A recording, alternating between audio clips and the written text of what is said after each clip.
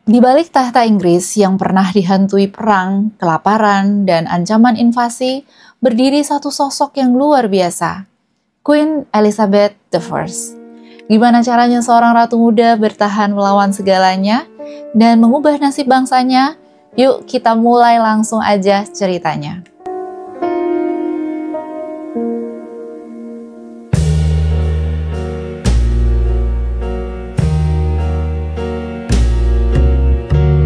Hai Mars, hai Venus, welcome back to Hokus Pokus, cerita-cerita bareng aku Ivani. Apa kabarnya? Semoga semuanya selalu dalam keadaan yang sehat. Makasih banget bagi teman-teman yang udah subscribe sebelumnya, udah like juga, dan udah memberikan beberapa komen ya yang sangat-sangat bikin aku termotivasi untuk selalu balik lagi dan bikin video tentang sejarah. Terus kalau kamu baru di channel ini, kamu belum subscribe dulu ya. Channel ini bakal berisi cerita-cerita tentang sejarah, monarki, kehidupan bangsawan, yang kayak gitu-gitu. Kalau kamu suka, langsung aja di-subscribe, jangan lupa. Kita lanjut aja ya ke ceritanya Elizabeth I. Wanita yang kelak dikenal sebagai Ratu Elizabeth I dari Inggris dan Irlandia ini lahir pada 7 September 1533 di Greenwich Palace dekat London. Ayahnya, yaitu Raja Henry ke-8, adalah putra kedua dari Raja Henry ke-7 penguasa sebelumnya yang juga merupakan penguasa pertama dari dinasti Tudor yang berhasil mengakhiri perang saudara berdarah di Inggris, yaitu Perang Mawar. Ibu Elizabeth adalah Anne Boleyn, yaitu istri kedua dari Raja Henry ke-8. Pernikahan mereka pada 1533 menciptakan krisis besar di Eropa karena Henry memutuskan hubungan dengan Gereja Katolik Roma demi untuk bisa menikahi Anne Boleyn. Langkah berani yang mengguncang politik dan agama di seluruh benua. Pasalnya, ketika Henry mau menikahi Anne Boleyn, itu artinya kan harus menceraikan istri pertamanya, di mana kerajaan Inggris pada saat itu masih dalam naungan Gereja Katolik Roma, dan meminta izin sama Paus udah pasti nggak diizinin karena Gereja Katolik itu tidak mengenal yang namanya perceraian.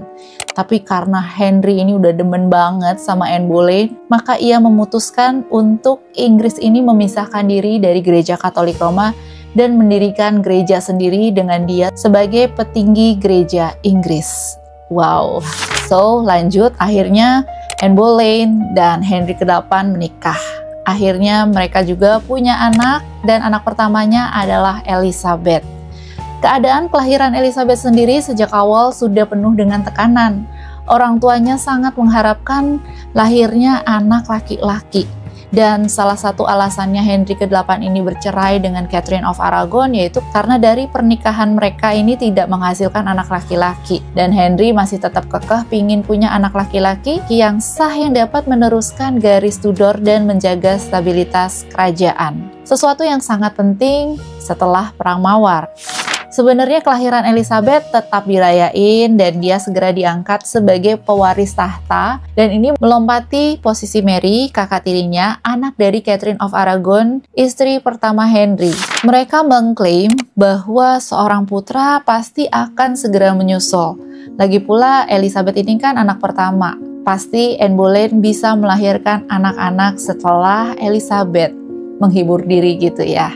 Pada Desember 1533, ketika baru berusia 3 bulan, Elizabeth sudah ditempatkan di rumah tangga kerajaan sendiri di Hatfield.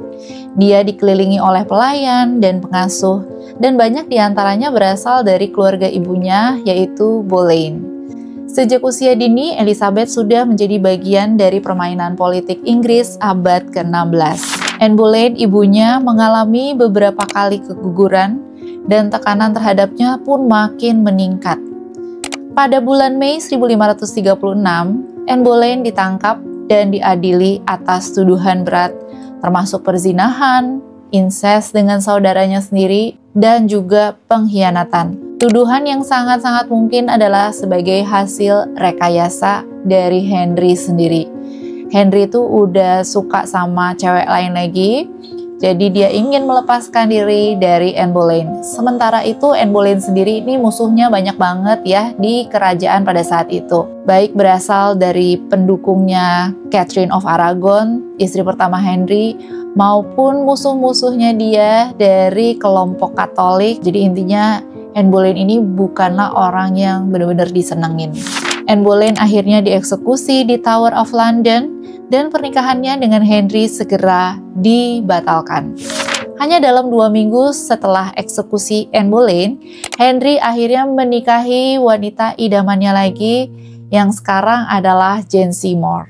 Nanti kamu juga bisa lihat di video aku yang tentang Jane Seymour ya. Pada bulan Juli 1536, Parlemen Inggris mengesahkan Undang-Undang Suksesi yang secara resmi menyatakan Elizabeth ini nggak sah sebagai pewaris tahta. Tapi beda dengan kondisi kakak tirinya, Mary, yang perlahan mulai dipulihkan hubungannya dengan ayah mereka setelah Mary itu akhirnya mengakui bahwa pernikahan orang tuanya yaitu antara Henry dan Catherine tidak sah. Tapi buat Elizabeth, situasinya tuh tetap sulit. Dia jarang banget ketemu sama ayahnya dan kehidupannya jauh dari kemewahan istana. Bahkan pengasuhnya Elizabeth yaitu Lady Margaret Bryan itu pernah nulis surat ke Thomas Cromwell yang merupakan kepala penasehat Henry hanya untuk meminta bantuan finansial karena uang untuk kebutuhan Elizabeth itu sangat-sangat nggak cukup. Bahkan 2 anggota stafnya sampai dihukum karena berburu rusa secara ilegal hanya untuk mencari makan. Sangat tega banget ya si Henry. Anaknya sendiri dibiarkan juga kesusahan. Pada Oktober 1537, Jane Seymour, istri ketiganya Raja Henry ke-8 ini akhirnya melahirkan seorang putra, yaitu Edward yang langsung menjadi pusat perhatian Henry sebagai penerus laki-laki yang dia idam-idamkan. Dan ini juga berarti adik tirinya Elizabeth. Sayangnya Jane meninggal akibat komplikasi setelah melahirkan. Dengan lahirnya Edward, posisi Mary dan Elizabeth sebagai pewaris makin terpinggirkan. Tapi meskipun demikian, sebelum wafat, Jane baik ya. Jane Seymour sempat meminta pada Henry agar memperlakukan Elizabeth dengan lebih baik. Perlahan Henry mulai mengizinkan Elizabeth kembali tampil dalam acara-acara resmi dan boleh datang lebih sering ke istana. Elizabeth tumbuh menjadi gadis kecil yang sangat mirip ayahnya, berambut merah terang, kulitnya pucat, pipinya merona, dan postur yang gagah. Karakter yang keras kepala dan kecerdasannya pun mencerminkan darah Tudor yang mengalir kuat dalam dirinya. Sepanjang akhir 1530-an dan awal 1540-an, Elizabeth menerima pendidikan yang luar biasa. Dia mempelajari bahasa Inggris, Latin, Prancis, Italia, dan Spanyol, serta memahami bahasa Yunani dan Belanda. Dia juga menguasai musik, tari, filsafat, dan teologi, menjadikannya salah satu wanita paling terpelajar di Eropa saat itu. Di usia muda, dia sudah menerjemahkan karya-karya Latin klasik seperti The Consolation of Philosophy karya Boethius dan Annals karya Tacitus. Elizabeth juga menjalin hubungan akrab dengan adik tirinya, Edward. Mereka tumbuh bersama di lingkungan istana yang sama, berbagi pengasuh dan guru, dan sama-sama dipengaruhi oleh para reformis Protestan. Ikatan keduanya ini cukup kuat, meski status mereka di mata hukum tetap berbeda. Selama masa kecilnya, Elizabeth juga menemukan sosok ibu dalam beberapa ibu tirinya. Ya, setelah ibunya kan Henry masih menikah beberapa kali lagi ya. Anne of Cleves, istri keempat Raja Henry, memperlihatkan kasih sayang yang tulus pada Elizabeth. Meskipun pernikahan Anne of Cleves dan Henry itu hanya bertahan sebentar, setelah perceraian, Anne of Cleves tetap berhubungan baik dengan Elizabeth dan bahkan menulis surat-surat penuh perhatian kepadanya.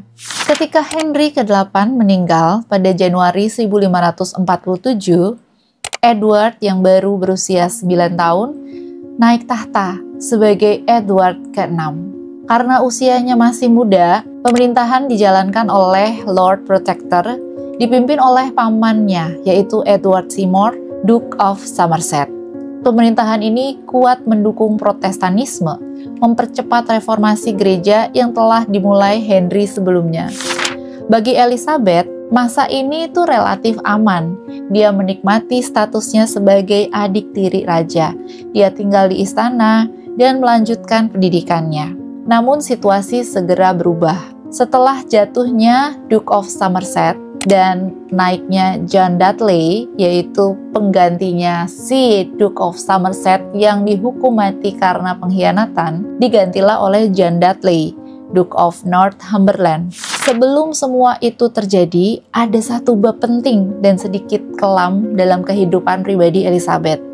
Setelah kematian Henry ke-8, janda terakhirnya atau ibu tiri terakhirnya yaitu Catherine Parr menikah diam-diam dengan Thomas Seymour, adik dari Edward Seymour dan juga saudara kandungnya Jane Seymour nih, ibunya si Edward ke-6. Elizabeth yang saat itu tinggal di rumah Catherine Parr atau ibu tirinya ini mendadak berada dalam situasi yang gak nyaman. Thomas Seymour dikenal sebagai pria yang ambisius, menawan, tapi juga nggak bisa dipercaya. Dia mulai nunjukin perilaku yang dianggap nggak pantas terhadap Elizabeth yang masih remaja.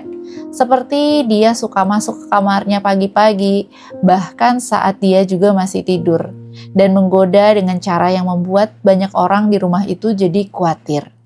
Catherine Parr awalnya menganggap hal itu sebagai bercandaan doang, bahkan sempat ikut-ikutan dalam interaksi mereka. Tapi kemudian Catherine juga menyadari bahwa situasinya makin berbahaya nih. Elizabeth akhirnya dipisahkan dari rumah itu dan dikirim ke tempat yang lebih aman. Skandal ini tidak pernah terbukti secara hukum, tapi cukup menodai reputasi Elizabeth di mata sebagian orang di istana. Sementara itu, Thomas Seymour sendiri masih nggak diketahui apa maksud dia melakukan hal itu kepada Elizabeth. Apakah dia memang suka sama Elizabeth atau memang dia ingin mencari maksud sama Elizabeth, di mana dia tahu Elizabeth ini juga adalah berada dalam garis suksesi atau mungkin aja pada suatu hari nanti bisa menjadi seorang ratu. Aku balik lagi ke Edward ya.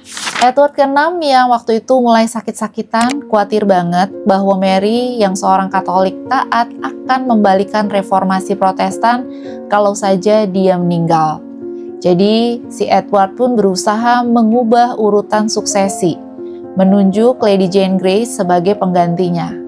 Padahal urutan suksesi ini sudah dituliskan oleh Henry ke-8 sebelum dia meninggal, yaitu garis suksesi akan jatuh ke tangan Edward ke-6. Kalau Edward nggak punya keturunan akan jatuh kepada Mary. Lalu kalau Mary masih nggak punya keturunan juga, barulah akan jatuh ke Elizabeth. Tapi Edward nggak mau hal itu terjadi, karena kalau sampai Mary yang menjadi ratu, maka kerajaan Inggris ini bakal balik lagi ke Katolik. So, dia menunjuk Lady Jane Grey sebagai penggantinya. Lady Jane Grey sendiri adalah sepupu jauh dari Edward, yang mana dia merupakan seorang Protestan yang sangat taat. Benar aja, ketika Edward akhirnya meninggal pada Juli 1553, Lady Jane Grey langsung menjadi penggantinya. Ketika Mary mendengar bahwa kok jadi Jane Grey menjadi ratu, seharusnya kan yang menjadi ratu tuh aku ya. Dia tentu aja jadinya marah dan merebut kekuasaan yang merupakan haknya. Dan dia berhasil didukung oleh masih banyaknya dukungan dari rakyat yang saat itu masih Katolik. Dan akhirnya Mary diangkat menjadi Queen Mary I. Pemerintahan Mary membawa masa yang sulit bagi Elizabeth. Sebagai adik tiri yang Protestan, Elizabeth dipandang sebagai ancaman yang potensial bagi Mary dan para penasehatnya. Karena mereka berdua itu beda agama dan pada saat itu saling rebut-rebutan kekuasaan ya. Pada 1554, setelah pemberontakan Wyatt, yang merupakan sebuah upaya untuk menggulingkan Mary dan mencegah pernikahan Mary dengan Pangeran Philip dari Spanyol, Elizabeth dicurigai terlibat. Elizabeth lalu dipenjara di Menara London selama 2 bulan. Meski nggak ada bukti yang kuat yang mengkaitkan langsung dengan pemberontakan itu. Elizabeth tetap diawasi dengan ketat dan kemudian dipindahkan ke rumah tahanan di Woodstock. Selama masa ini, Elizabeth harus bermain dengan sangat hati-hati. Dia menampilkan sikap yang loyal kepada Mary, berhati-hati dalam kata-kata, dan menghindari segala hal yang bisa disalahartikan sebagai pemberontakan. Kemampuan Elizabeth untuk bertahan hidup dalam kondisi yang begitu genting menunjukkan kecerdasannya dalam berpolitik dan ketangguhan pribadinya. Pada 17 November 1558, setelah bertahun-tahun pemerintahan Mary yang penuh dengan gejolak, di mana Mary membantai semua orang-orang yang beragama Protestan dan dia terkenal sebagai Bloody Mary. Kamu bisa lihat di video aku sebelumnya. Akhirnya Queen Mary I ini meninggal dunia tanpa dikaruniai penerus. So pasti Elizabeth yang saat itu berusia 25 tahun dinyatakan sebagai penggantinya. Ia dipanggil ke London dan disambut oleh rakyat dengan sorak-sorai yang luar biasa. Bagi banyak orang, naik tahtanya Elizabeth memberi harapan baru setelah masa ketidakstabilan politik dan agama yang berkepanjangan. Pada 15 Januari 1559, Elizabeth resmi dimahkotai sebagai Ratu Inggris di Westminster Abbey. Dengan pengalaman masa kecil yang keras, pendidikan kelas dunia, dan naluri politik yang tajam, Elizabeth ini siap menghadapi tugas berat yang menunggunya. Begitu Elizabeth resmi menjadi ratu, tugas berat langsung menantinya. Inggris saat itu dalam keadaan gak stabil. Negara miskin, utang menumpuk, ketegangan agama merajalela antara Katolik dan Protestan. Dan reputasi Inggris di Eropa sedang jatuh. Salah satu masalah paling mendesak adalah soal agama. Mary I kakaknya selama masa pemerintahan mencoba mengembalikan Inggris ini ke Katolik Roma dengan cara-cara yang keras dan brutal, termasuk membakar ratusan Protestan hidup-hidup, sehingga meninggalkan luka yang mendalam di masyarakat. Banyak banget rakyat Inggris yang udah terlalu jauh pindah ke Protestan dan gak mau balik lagi ke Katolik. Tapi di sisi lain, sebagian besar bangsawan tua dan negara-negara besar seperti Spanyol dan Prancis itu masih Katolik. Elizabeth tahu bahwa jika dia mengambil keputusan yang ekstrim, yaitu terlalu Katolik atau terlalu Protestan, negara bisa langsung meledak dalam perang saudara. Maka dia tuh pinter banget dia mengambil jalan tengah. Pada 1559, lewat settlement agama Elizabeth, dia memulihkan gereja Inggris atau Church of England sebagai gereja nasional, mengakui dirinya sebagai gubernur tertinggi gereja, bukan paus. Dalam prakteknya, gereja-gereja tetap mempertahankan banyak simbol dan ritual lama Katolik, tapi teologi yang diajarkan berakar kuat dari Protestanisme. Ini solusi kompromi yang cerdas, walaupun tetap membuat marah kelompok Katolik fanatik atau kelompok yang radikal Protestan itu juga marah. Karena si Elizabeth ini pinter karena dia mengambil jalan yang di tengah-tengah. Nggak terlalu Katolik, nggak terlalu Protestan, bisa dua-duanya. Jadi cukup aman. Isu besar kedua adalah soal pernikahan. Sebagai wanita di abad ke-16, apalagi sebagai ratu, Elizabeth ditekan dari segala arah untuk menikah dan menghasilkan pewaris. Tanpa pewaris, kerajaan bisa jatuh ke kekacauan setelah kematiannya. Parlemennya sendiri, penasehat-penasehatnya, bahkan rakyat biasa menuntut agar Elizabeth ini segera mencari suami. Banyak banget calon yang sempat dipertimbangkan. Di antaranya ada Pangeran Erik dari Swedia, ada King Philip II dari Spanyol, yang juga merupakan duda dari kakaknya Mary, ya kan? Jadi setelah Mary meninggal, si King Philip II ini malah melamar Elizabeth. Selain itu ada juga Archduke Charles dari Austria, Duke d'Anjou dari Prancis. Tapi Elizabeth menolak semuanya, selalu dengan alasan yang sopan, membuat mereka tetap berharap tanpa memberi komitmen yang pasti. Dia ahli banget dalam membuat orang menunggu dan bertaruh. Sementara dia sendiri tetap bebas. Di depan publik, dia mulai membentuk citra diri sebagai The Virgin Queen, ratu perawan yang cuma menikah dengan kerajaannya, bukan dengan seorang pria. Di belakang layar sebenarnya ada satu sosok pria yang sangat dekat sama dia, yaitu Robert Dudley, teman masa kecil sekaligus orang kepercayaannya. Banyak banget orang yang menduga Elizabeth ini mencintai Dudley dan mungkin ingin menikah dengannya. Tapi Dudley ini punya reputasi yang buruk, apalagi setelah kematian istrinya, yaitu Amy Robsart, dalam kondisi yang mencurigakan. Tiba-tiba Amy Robsart ini jatuh dari tangga dengan luka yang cukup serius, padahal tangganya nggak begitu tinggi, dan ini membuat banyak orang curiga bahwa kematian Amy Robsart ini adalah perbuatan dari Dudley agar dia bisa menikah dengan Elizabeth. Elizabeth tentu saja ingin menjaga reputasinya dan dia tidak menikahi Dudley. Karena dia berpikir bangsawan dan rakyat pasti bisa langsung berontak jika dia menikahi Dudley yang reputasinya buruk tadi. Maka hubungan mereka tetap ambigu, penuh kasih sayang, tapi tanpa pernikahan resmi. Selain itu, Elizabeth punya cara yang unik untuk membalikkan ekspektasi dan tekanan publik soal pernikahan. Salah satunya adalah melalui citra visual. Dia secara konsisten membentuk penampilan yang sangat khas. Wajahnya dibikin putih pucat dengan bubuk timah putih, pipinya merah merona, dan bibirnya itu merah cerah. Riasan ini bukan hanya soal estetika, tapi strategi politik. Dengan tampil seperti itu, Elizabeth menciptakan pesona ratu yang agung, nggak tersentuh. Hampir seperti dewi atau perawan suci bangsa. Riasan ekstrim ini juga membantu menutupi bekas-bekas cacar yang ada di wajahnya. Busana megah, rambut palsu yang tinggi, dan perhiasan simbolik semuanya menjadi bagian dari pencitraan yang disengaja.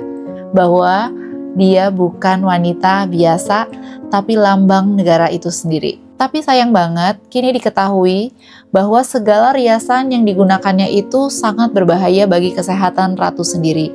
Riasan-riasan itu mengandung Venetian Cereus yang mengandung timbal dan cuka, dan sinabar yang memberi efek warna merah pada lipstik dan rambut merahnya. Semua bahan itu menimbulkan racun yang berbahaya bagi tubuh, apalagi Elizabeth menggunakan itu untuk waktu yang bertahun-tahun dan bisa menimbulkan penyakit dalam jangka waktu yang lama. Secara politik, Elizabeth membangun tim penasihat yang kuat. Di antaranya ada William Cecil, Lord Berkeley, penasihat utamanya yang cerdas dan setia. Ada lagi Francis Walsingham, ahli intelijen yang membangun jaringan mata-mata internasional. Dan juga ada Robert Dudley sendiri yang diberi gelar Earl of Leicester, membantu Elizabeth menjaga kestabilan kerajaan di tengah badai politik Eropa.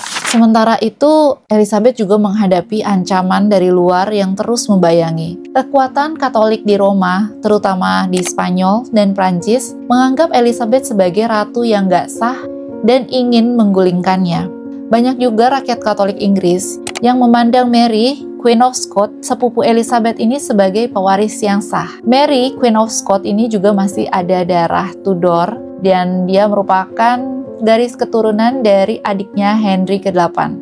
Mary, Queen of Scots bahkan sempat mengklaim tahta Inggris. Karena itu, Mary menjadi ancaman yang konstan. Supaya nggak ketukar dengan Mary the First, kakak tirinya Elizabeth, aku sebutnya tetap Mary, Queen of Scots. Setelah beberapa konspirasi untuk menggulingkan Elizabeth yang melibatkan nama Mary, Queen of Scots terbongkar, termasuk plot Babington tahun 1586, Elizabeth akhirnya dengan berat hati menyetujui eksekusi Mary pada 1587. Mengeksekusi saudara sepupunya sendiri. Ini benar-benar berat bagi dia.